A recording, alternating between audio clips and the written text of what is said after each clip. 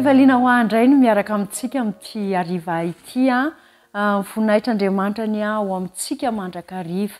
Manana hafatra manokana ho antsika indray Jesosy amina hoe mila matoky hatramin'ny farany isika vehivavy satria tia ny Tompo isika handova ilay fiainana mandrakizay izay efa omano Jesosy Kristy ho ahy sy ho anao ary tiany isika hiaina ao anatin'ny fanavaozana ara-panahy isan'andro mba hahatonga antsika ho olona vaovao hanana ilay toetra izay irian'ilay ray be fitiavana ho ananantsika. Alohan'ny hanomboantsika ny fotoana ary dia andeha hiaraka hanondrika ny lohantsika hivavaka isika dia avita izay hivavaka izay tonga dia hanaraka hira iray avy hatrany avy eo.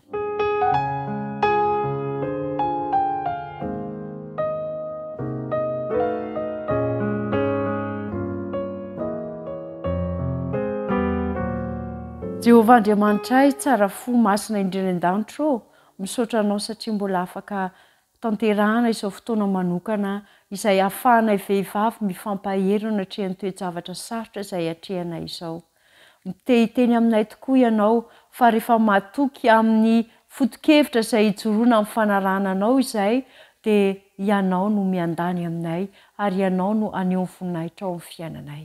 Koa hampianaro ary izahay avy amin'ny alalan'ny fiasa fanahy masina atao anatinay mba hahatoky anao hatramin'ny farany.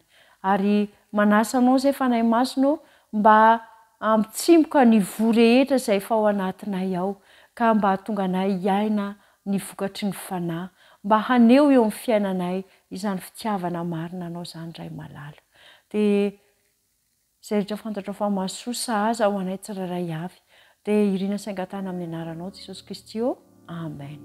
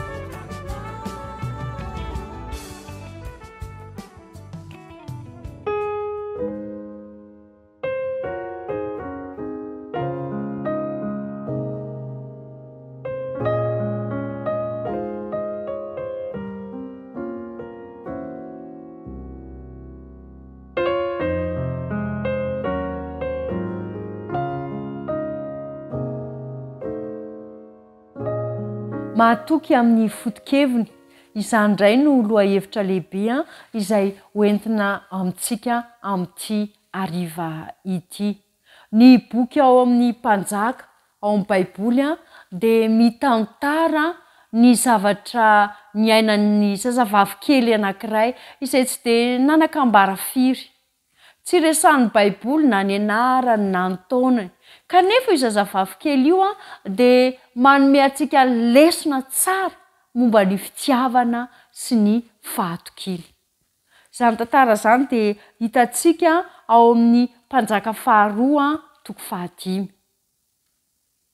Voalaza fa nisy lehilahy anankiray mahery, olo malaza teo amin'ny firenena, dia tsy iza izany fa Namana, izay kapitenin'ny tafika Siriana, dia nanana aretina tsy azo sotranina izy, boka izy, ary taorian'ny ady naharesin'ny Israely dia naneho ny ampitany sisintany naneranerana ny Siria ny Israely sy ny Siriana miaramila Siriana. Dia nanafika ny tanàna izy ireo ary dia ny zavatra nataony dia nankakeriny ny ankizy zareo. Ny zazavavy kely anankiray izay nentiny ho andevo ary dia namidy tamin'ity komandy lehibe ny miaramila Siriana ity mba hanompo ny vadiny.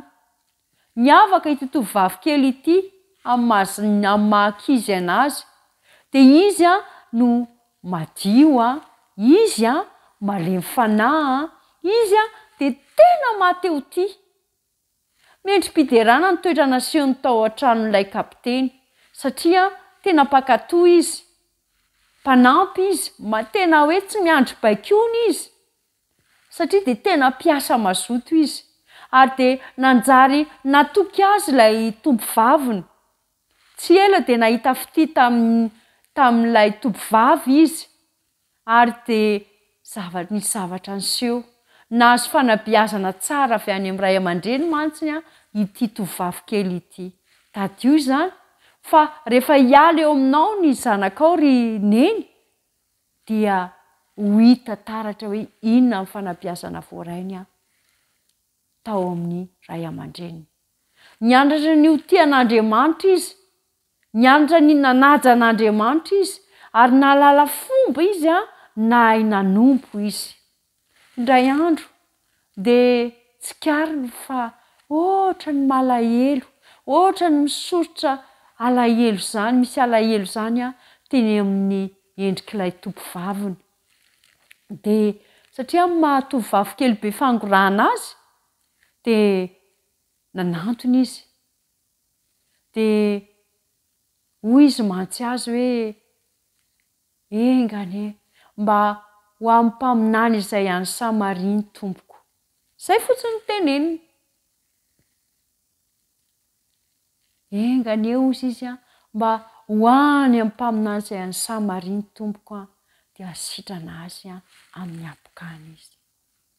taitra le tombo vavy, inona zany tenenindry zandry neny kely? Tena tsy mba namaly ratsy mihitsy ny fihetsika naseho an'ity tovovavy kely ity. Satria dia efa olana nalaina andevo izy, dia ny zavatra nyteneny indray dia engany mba ho any Samaria ozy izy ny tompoko dia ho sitrana izy. Namaly soa ity tovovavy ity. Nanome lesona lehibe antsika momba amin'ny fiainana izy androany. Fa Andriamanitra dia miteny antsika hoe tiava ny namanao. Fa manao mihoatra noho izany ity tovovavy kely ity naneho fitiavana amin'ny fahavalony izy. Satria ny nataony ny resaka momba ny mpaminany naneho ny finoana tamin'ity tovovaviny ity tovovavy kely ity.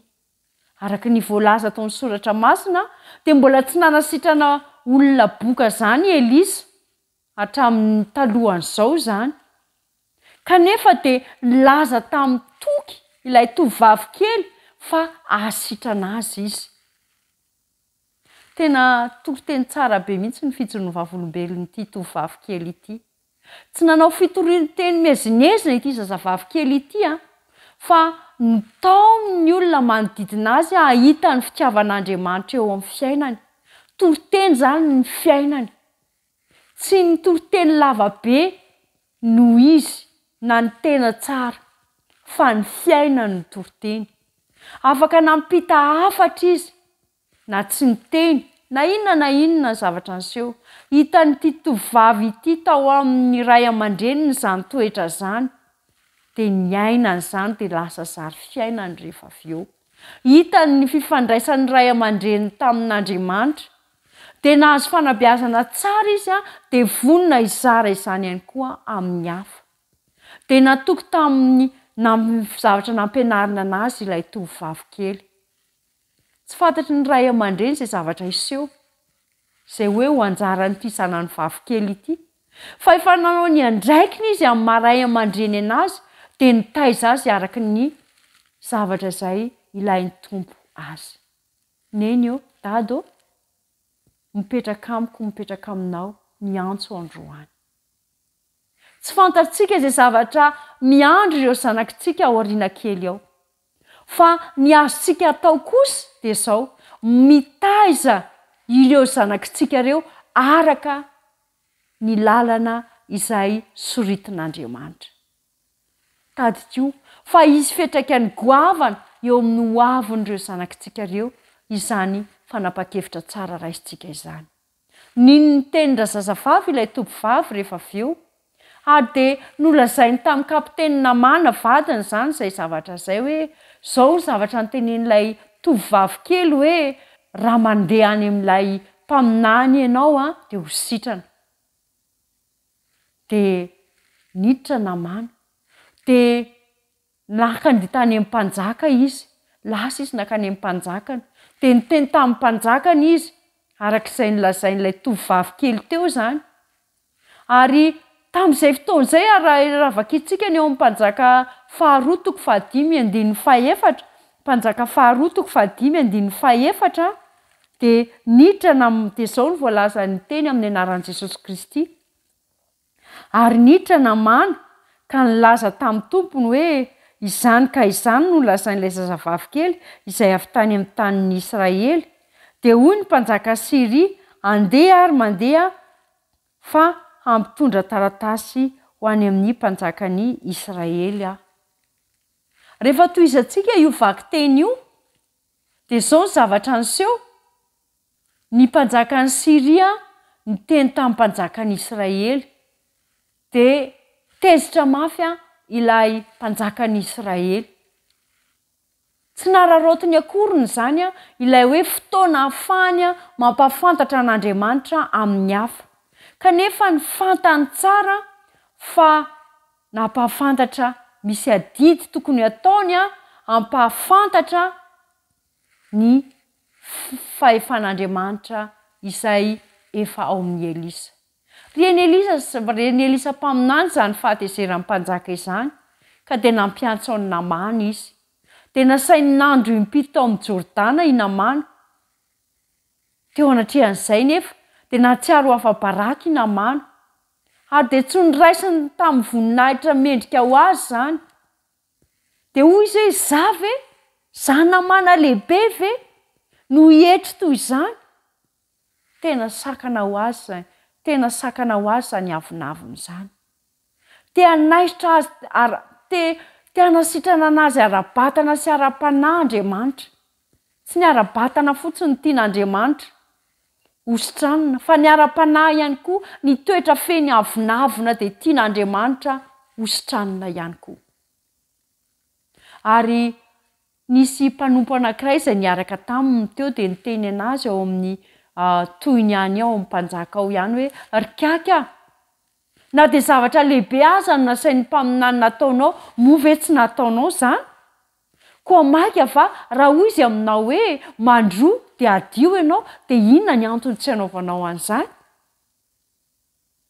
misy iraka mpanaovina misy olona zany irahan'Andriamanitra hiteny amintsika indraindray rehefa feno safotry ny avinavina isika satria ny avinavina matetika no mahatonga antsika tsy afaka hiaino ny fanasitranana izay ataon'Andriamanitra eo amin'ny fiainantsika ny haino ny feon'ilay mpanompo namana teto soa ihany dia nidina tao amin'ilay ony izy ilay oniny Jordana zany dia niroboka impito izy ary tonga tahaka ny any zazakely ny odiny sitrana izy ary dia nambarany tamin'ny Sirianina maro hafa ny finoana vokatr'ilay fijoroany ity tovovavy kely ity dia zao sitrana inamana ary tsy vitany hoe sitrana inamana fa mino fa nahasitrana olona maro ny finoany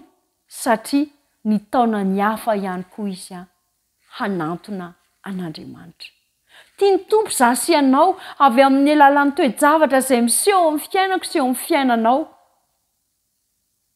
mba ahafahantsika maneho ny voninahitr'Andriamanitra dia tia ny tompo isika mba ho fitaovana eo am-pelantanany hahatonga ny hafa ahita ny lalam-pamonjena izay efa eo anoloantsika koa aoka ho tanterahantsika tsara ny iraka izay nampanaovin'Andriamanitra antsika andeha isika hiaraka hivavaka dia hangataka amin'Andriamanitra isika mba ahafahan'Andriamanitra manamboatra amin'ny fiainantsika efanaraka amin'ny sitrapony andeha isika hivavaka hanao vavaka manokana satria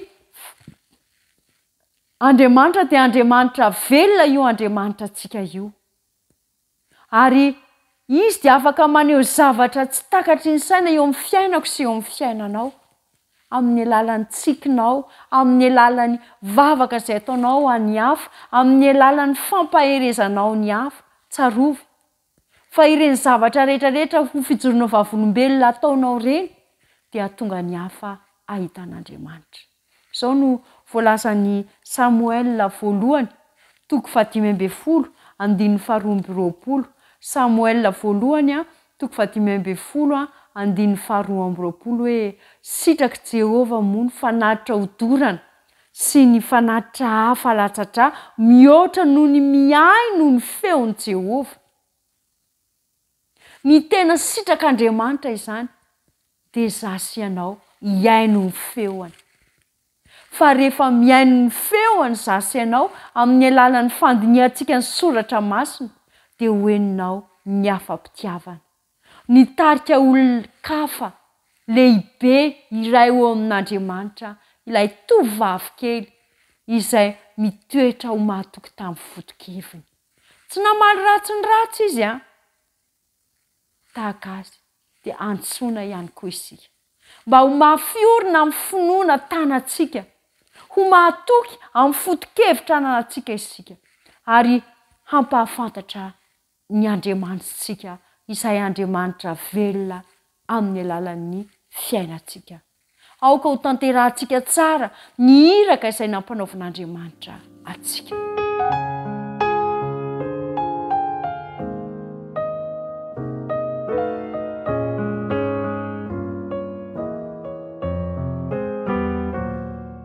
rainay izay any an-danitro manaiky ny ala-biazanao sy ny herinao izahay tahaka ilay tovovavy kely izay nanana fanetretena kanefa dia be fitiavana dia ampio izahay hampahafantatra anao amin'izay rehetra mifanerasera aminay mba hitondra ny hafa ho eo aminao Jesosy Kristy io ampio izahay hitoetra ho mahatoky amin'ny foto-kevitra fa ianao dia Andriamanitra tsy miova ho maly senio ary mandrakizay Andriamanitra izay te-aneo ny voninahitra ao mandrakariva amin'ny taranak'olombelona satria efa nanaiky ny sorona izay nataon'i Jesosy ho anay ianao koa aoka ary anana fanetretena izahay aoka tsy izahay tsony no velona Jesosy io fa ianao no velona ao anatinay ary aoka hanaiky hiasany fanahy mahery avy amin'ny hevitra masinay indrindra mba hanapitiavana